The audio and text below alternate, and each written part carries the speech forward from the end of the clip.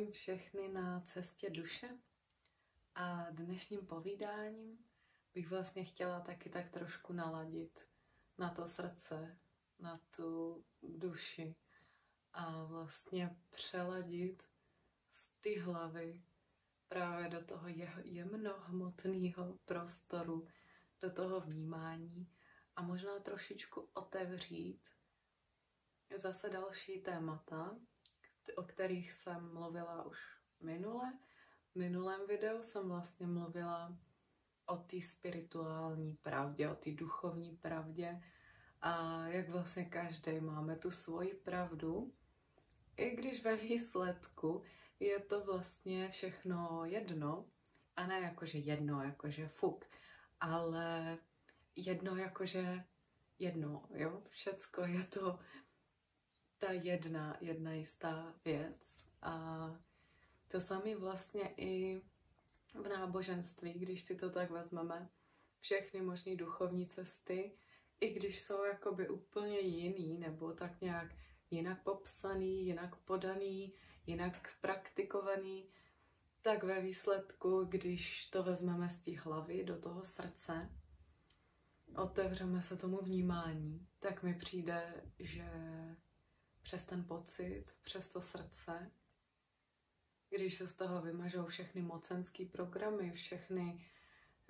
zase jakoby ta spirála z té hlavy, která to tam může jakoby roztáčet, manipulovat, to jsou všechny tady tyhle jak kdyby církevní manipulace a propagandy, prohibice, všechno tady to, když si z toho jakoby odstraníme a vezmeme si jenom ty myšlenky do toho srdce a nacítíme se, otevřeme se tomu, tak vlastně zjistíme, že všechny ty svatý texty, všichni ty duchovní proroci, všichni ty bojovníci světla, všichni ty kartáři vykládají jednu a tu samou věc.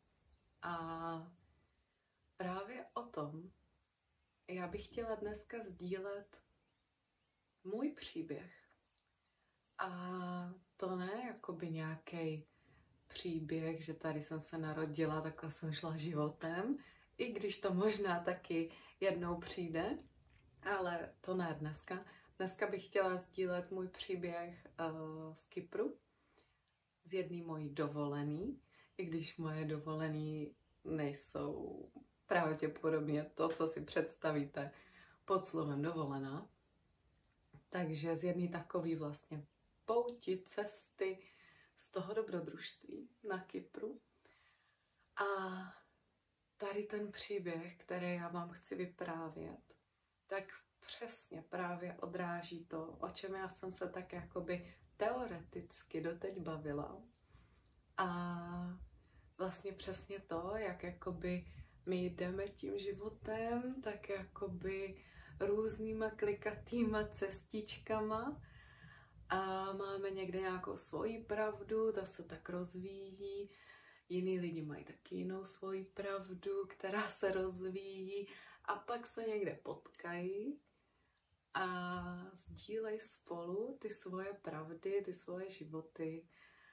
A vlastně tohle je příběh o tom, jak slova vůbec nejsou důležitý a jak vlastně, když se to protne, tak ta pravda se v sobě jakoby pozná úplně z jiných jako lidských backgroundů, z těch životů, jak vycházejí. To by asi stačilo k takové anotaci. A já tak jakoby to nechám, jak to přeze mě bude proudit, co bude chtít sdíleno, bude sdíleno, co ne, tak možná zůstane zase na někdy jindy. A já jsem si i napsala pár poznámek, co bych třeba ráda sdílela, ale ono ve výsledku si to stejně tak. Já hodně odbočuju, hodně se dostávám do toho prožitku, do toho srdce a nechávám to jenom plynout, takže jdeme na to. Tohle je teda příběh, který se stal před rokem, vlastně přesně před rokem.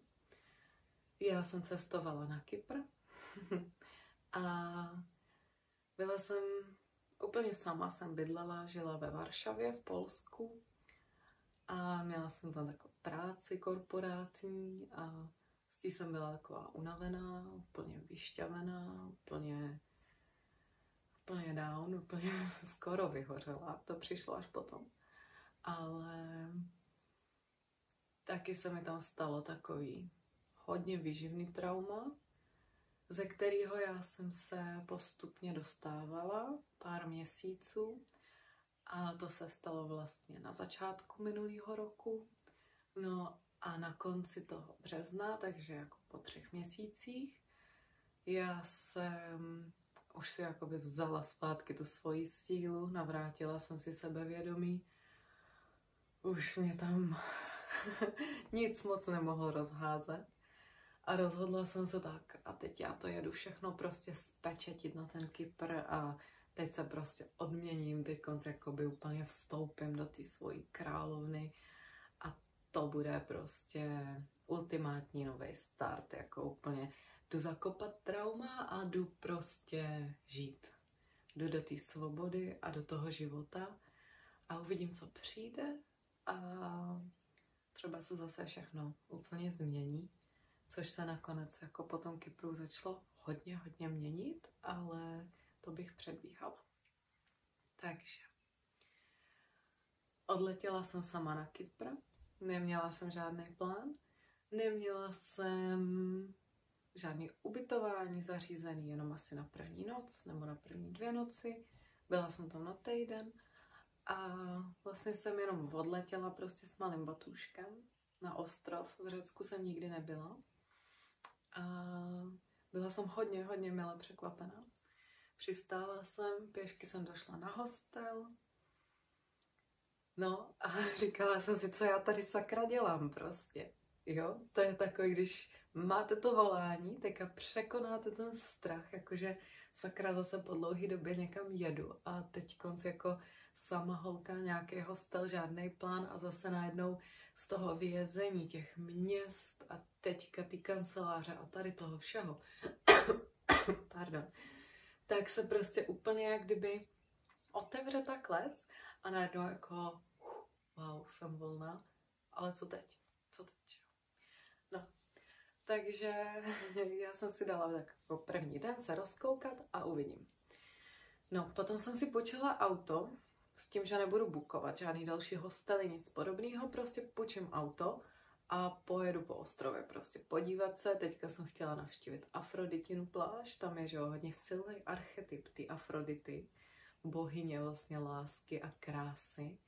A když se vykoupete na její pláži, tak prý můžete získat lásku a krásu a tady ten archetyp té Afrodity oživit v sobě samé.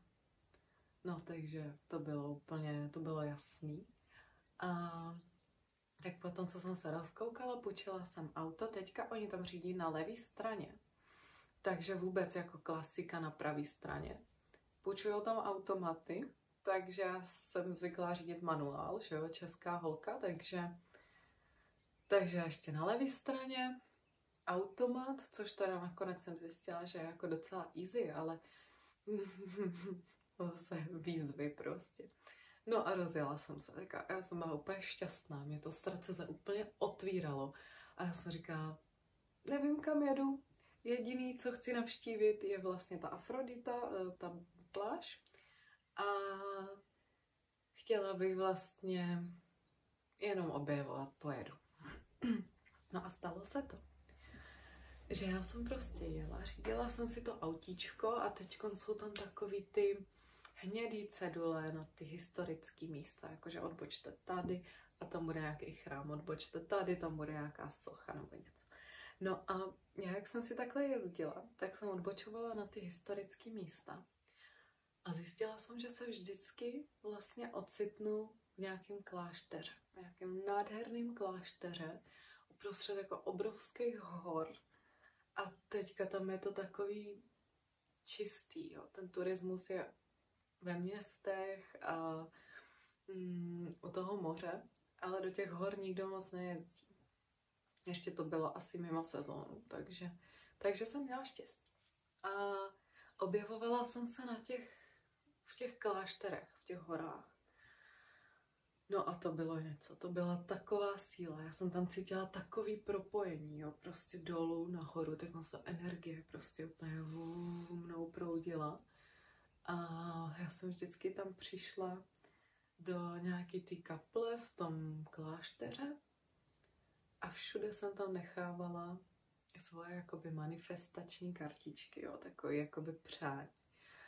A všude vlastně stejný. A všude jsem to procitovala přes to srdce a tak jako by jsem si objednávala, co vlastně teď v tom životě, jak kdyby chci zažívat. Jo. Po tom, co jsem se oklepala z nějakého toho traumatu, tak jsem chtěla prostě být free, jakoby ještě víc. Nejenom, že ze mě odpadly nějaké úzkosti a nějaký trauma, ale já jsem chtěla prostě větší změnu. Chtěla jsem prostě už jakoby být otevřená, protože jednou, když se vlastně ta Pandořina skřínka otevře, tak už to není jenom změna, tak už je to prostě komplet všechno, prostě kámen nezůstane na kameni.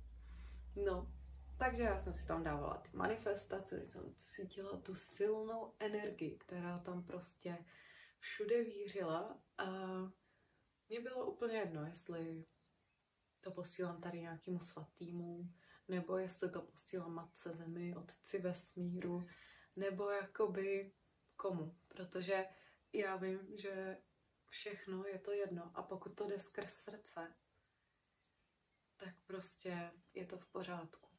A já jsem si tam dávala ty svoje záměry, že se chci vlastně přiblížit ještě víc a ještě víc jít do toho spojení se svojí energií, že chci jakoby dělat to léčitelství, to energii ještě víc tomu rozumět a chci se otevřít ještě více lidem, kterým můžu vlastně pomoct skrz tu energii a skrz to moje intuitivní vědění. A potom jsem si tam vlastně manifestovala, ať už můžu odejít tady z té práce, ať můžu žít v souladu někde s nějakou nádhernou přírodou a ať to místo, kde žiju, tak ať podporuje můj vnitřní klid a můj duchovní rozvoj, tu moji cestu. No, to je krásný přání. A zároveň jsem si tam přála, ať už nejsem na ty věci sama. Ať vlastně potkám partnera, který se mnou jako fakt klikne, ať je to partnerství duše. A zároveň jsem do toho přání říkala, že je mi úplně jedno, kdy to bude.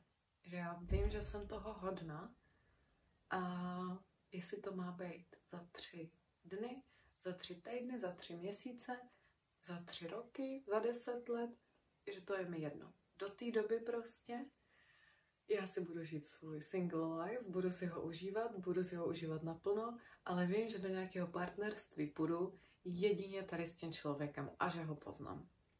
Takže to byly vlastně 3 takový hlavní přání vlastně ohledně ty práce, ať se to tak jako posune, že k tomu léčitelství, ideálně full time, ale pokud bude potřeba mezi tím, tak beru nějakou remote práci a pohodovou. A vlastně potom to prostředí, ten život, kde budu žít a pak ten partner, takže to byly ty 3 věci. No a vlastně takhle jsem tam objížděla ty kláštery.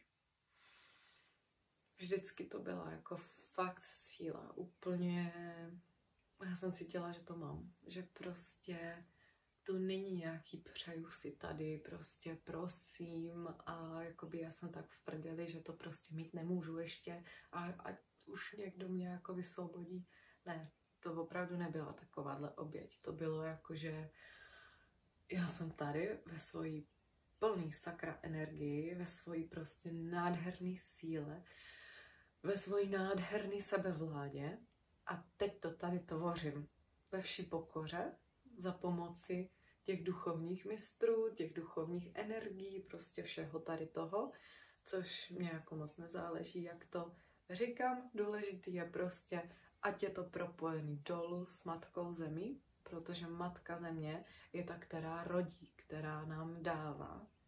A ať je to propojený nahoru s vesmírem, protože to je ten, který posílá ty semínka do naší mysli, který nás jakoby navede, který nám pošle různé příležitosti a intuitivně nás tak jakoby vede tím životem a my potom vlastně víme, jako kde se jak obrátit, kde jak prostě překopnout nějakou třeba myšlenku v hlavě, kde prostě, no to je už takový to vedení. A takže v propojení tady s těma dvouma vlastně rodičema, protože já úplně jako nevěřím, že naši rodiče jsou naši rodiče. Já si myslím opravdu, že to jsou jakoby lidi, kteří si tady s námi přišli něco hrát, nějaký role jsou jakoby potřeba a mezi těma dušema je taky potřeba se různě učit, nasírat se, milovat se a skrz to se posouvat.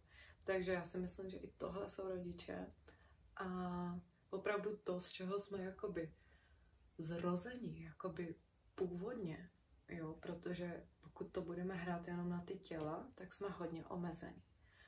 Takže my musíme jako vykročit dál tady za tu myšlenku a potom nám dojde, že vlastně my se posouváme dál k tomu, že jakoby matka a ten duch té země, ty gáji, ty aluny, takže to je ten pravý zdroj. To je ta matka, to je ta naše matka. A že vlastně ten otec, který to jakoby zasévá, to semínko, tak je prostě ten vesmír. Tam je to světlo, to je ta jiskřička, která je poslaná skrz tu matku a která pak roste a roste a roste, jo. Proto my taky jsme jakoby uvnitř duše, která vlastně září skrz to fyzično a dál. Jo. Takže to je důležité. To jsem zase odbočila. Důležitý je propojit to přání dolů k matce, nahoru k otci a skrz srdce. Musí to prostě vycházet ze srdce. Jo, pak už ty energie a pomalu se to tvoří a pak už to tady máme. No, takže to byl vlastně manifestační příběh. To jsem ani nečekala, že dneska budu sdílet. A hlavně, co jsem teda chtěla říct, bylo, že kromě těch klášterů, já jsem takhle navštívila i tu pláž, ty Afrodity. A teďka já jsem tam přijela, byl nádherný západ slunce. A tady koukám, jak je západ slunce, doufám, že jsem ještě vidět. No. A já jsem tam přijela za západu slunce a věděla jsem, že se tam ale musím vykoupat, jo. A teďka všichni lidi už se balili pryč, to je jako super. No jenom, že začínala být zima. Tak já jsem prostě rychle přiběhla na tu pláž, prostě zaparkovala jsem auto, vzala jsem jenom prostě ručník, klíče od auta, nic víc. Doběhla jsem na tu pláž, tam byly ještě nějaký takový 3 bohyně. Nádherný ženský, asi Angličanky. A babička, matka a dcera. A ty tam měli nějakou výpravu, jo? To úplně cítíte z těch lidí, že ta jejich energie, ta jejich duše prostě promlouvá. A my jsme se tam takhle střetli, takový prostě 4 bohyně najednou. A oni se tam nějak fotili, já jsem k ním přiběhla, říkám, chcete vyfotit? Oni prostě, jo, úplně super. Teďko jsme si vyměnili role, nějaký prostě, oni mi tam nechali, ať mávám s nějakou šálou nebo s něčím takovým. Jako fakt hezký fotoshooting mi udělali, jo. To není jenom jako, že hele, tady ručníka mávej, ale fakt nádherný fotky a ta babička prostě úplně mi tak koukla do těch očí a povídá, ty Vlado, ty to máš v sobě, ty věci víš. A já úplně prostě husí kůže všude, že jo, to je prostě, no, takže to jsme si úplně tak jako vyměnili, jako ty otevřený srdce mezi sebou. A no, A to bylo neskutečné. To byly ty poslední lidi, kteří odešli z té mojí Aphrodity Beache, pláže. A já jsem potom prostě schodila všechno oblečení a úplně nadšeně prostě free jsem začala běžet do toho moře, do těch vln nádhernej. Teďka ten zápas slunce už pomalu jakoby odcházelo za obzor a teď já jsem byla sama, jenom ty vlny nádherný, rozbouřený. Teďka ta Afrodita, teď já zase přes srdce jsem se propojovala s tím archetypem. Prosila jsem, ať podpoří ty moje záměry, které já jsem měla na tom výletě, na tom dobrodružství. A ať mě podpoří v tom, ať už prostě jsem v té svojí ženskosti, jsem v té svojí nádherný plný síle, ať prostě zářím, ať mi jakoby funguje ta manifestace, energie prostě. A ať ve mně oživí ten její archetyp. Proč ne, že jo? No. A najednou jsem viděla, jak jsem byla úplně nahá prostě v tom moři, daleko od břehu, že tam schází takový jako lesní mužík, řekněme, z útesu dolů a jde k těm mým věcem. A já samozřejmě hlava, že jo. Co teď budu dělat prostě? Teď jako strach, takový prostě zarostlý, že jo, takový fakt jako přírodní muž. Úplně osmahlej sluníčkem, takže prostě hlava trošku jako začne vyhazovat takový jako strachy, na který se ale nesmíte chytit. Nebo já jsem si to tak říkala. A tak jsem si říkala, no dobrý, tak jako jsem úplně tady nahá, ženská, nikde nikdo prostě. Moje věci jsou tam na pláži a teď tady ten lesní mužík si k ním jako vykračuje. Tak co budu dělat, sakra? No, tak jsem se rozhodla, že teda běžím k těm svým věcem, že jo.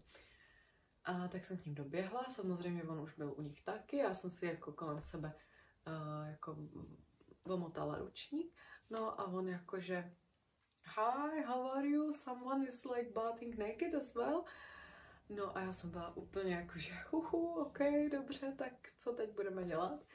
A on říká, no to je super, to je prostě úplně přesně to, co ty lidi prostě zapomněli. Tu svobodu, ten pocit té přirozenosti a to propojení s tou přírodou. A teď jako tu svoji přirozenost prostě. Já to takhle dělám každý večer. Každý večer chodím tady na Aphrodita Beach se takhle jako koupat. A já úplně si říkám, aha, ok, tak jo. A teďka bylo důležitý jít z té hlavy, která furt jako to nějak má tendenci vyhodnocovat, do toho srdce. A tam se zeptat. Tam je totiž ta pravda. A tam se zeptat, jak ta situace doopravdy vypadá, pokud odstříhneme to ego, pokud odstříhneme tu hlavu, co mi ta situace přináší. Tak já jsem se zeptala v tom srdci, bez toho ega, bez té hlavy, pojďme prostě bez toho strachu, pojď mi teďka prostě srdce říct tu čistou pravdu, jestli je tahle situace bezpečná, jestli je tenhle člověk bezpečný, jestli jsem v bezpečí a jestli můžu zůstat. No. A samozřejmě odpověď byla, že ano, že je všechno v pořádku. Takže jsem se uklidnila trošku, no a vlastně jsme se dali do řeči. A to byl ten příběh, který já jsem chtěla dneska vyprávět. Ale já koukám, že už jsem tady úplně ve tmě. A tak si říkám, že to možná necháme na příště. A vy se máte na co těšit. Na to, jak vlastně to bylo přesně to setkání těch dvou pravd. Že já jsem si jela nějakou svoji tadyhle linku, on si jel nějakou svoji tady linku na ostrově, na Kypru, prostě 1000 kilometrů ode mě. A vlastně já jsem vám chtěla říct, jak se to protlo. Jak vlastně jsme se potkali přesně v ten moment, ve který jsme se potkat měli. co nám skrz to ten vesmír, který posílá tady ty věci, jo, to je ze zhora, který posílá tohle, co nám tím chtěl říct, co nám chtěl naučit a co nás chtěl naučit. A jak vlastně nic není náhoda. A jak my to